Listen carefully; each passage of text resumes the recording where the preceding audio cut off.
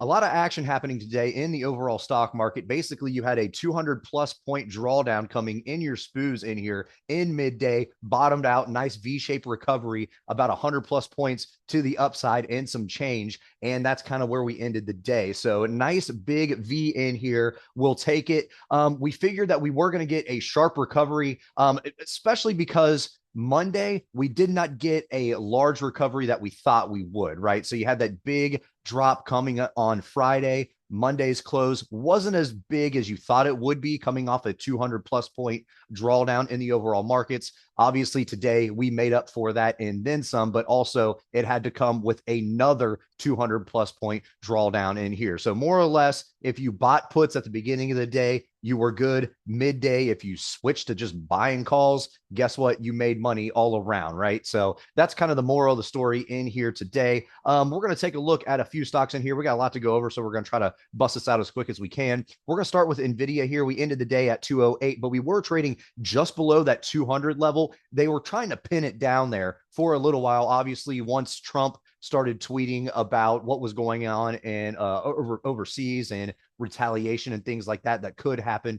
and things of that nature. Obviously, the stock market kept on going further and further down, right? But the key in here, I think, was NVIDIA not breaking below 200, and that kind of kept everybody afloat. And then as soon as we got a little bit of a bounce in here, a little bit of a recovery, obviously everybody kind of rolled back in to those tech stocks. And I think NVIDIA not going below 200 was big key in there. I know some people don't look at things that way, but you have to kind of look at the overall market with that sort of correlation with your individual sectors and then those major drivers. And obviously, NVIDIA, the largest company in the world, it not coming below 200 speaks volumes throughout the whole market. That is, so didn't break below 200. That's good recovery in here to the upside on the weekly. Where does that kind of put us? We're getting a little bit of a doji in here. It looks like, just because we got a lot of indecision coming in here to the upside. We're going to be focusing on that 212 downside in here, 206 or that 202 area right in there, wherever that 9-day EMA does end up. It depends on how much we're going to consolidate or come back down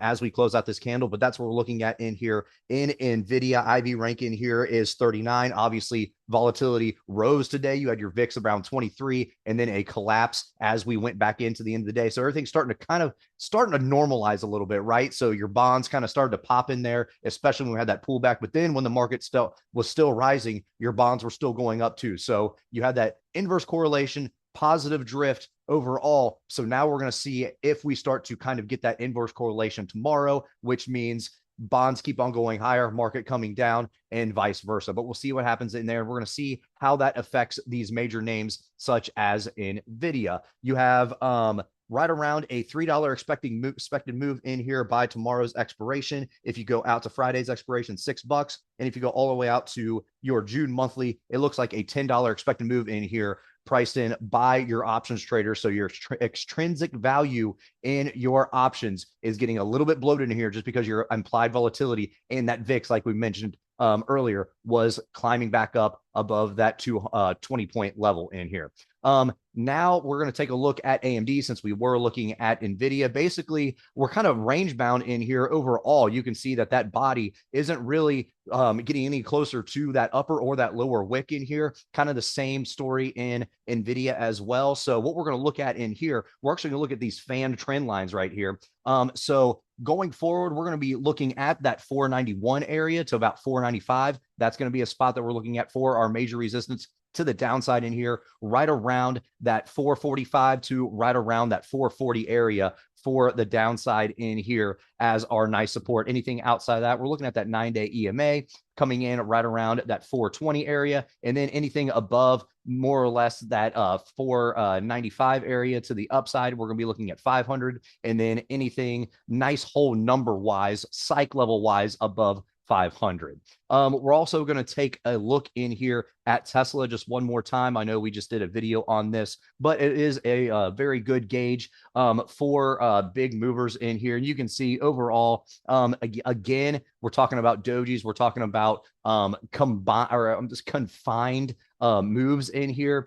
We mentioned yesterday in our Tesla video that GEX put wall was right around 400. Obviously, that is going to be our new ceiling in here going forward. It's kind of it's hard, but it's also easy when you have stocks like Tesla, because you can automatically identify, yes, 400, that's the level. It's easy, right? That's the number that everybody either wants to hit and be above or be below. But the problem is getting there. What type of channels are we going to be in? So yesterday it was definitely the 4 to about 410 range. We mentioned that 414.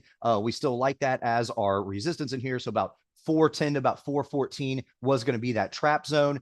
Anything below 400, though, it's kind of hard to pinpoint. Obviously, 375 is where you want to be, but about 380, that might set up some shop in here. But be careful. Anything between that 391 and that 400 area, we're going to set up that, we're going to say that's another trap zone as well. So just be careful in there. Just because we're below 400 doesn't mean the whole bottom is going to fall out of this thing, but also just be aware that we could get a bounce in here off of that 391, and it could be a consolidation area for us in here. Just because it goes below 400, it's not going to fall out, right? Just because it goes above 400 doesn't mean we're going to shoot through the roof, right? So look for those trap areas and trap zones as we're looking at Tesla in here. But overall, we're going to see where we end the week in Tesla, and then we're going to see where the overall market is going to end up as well. We're going to open up the SPY in here real quick.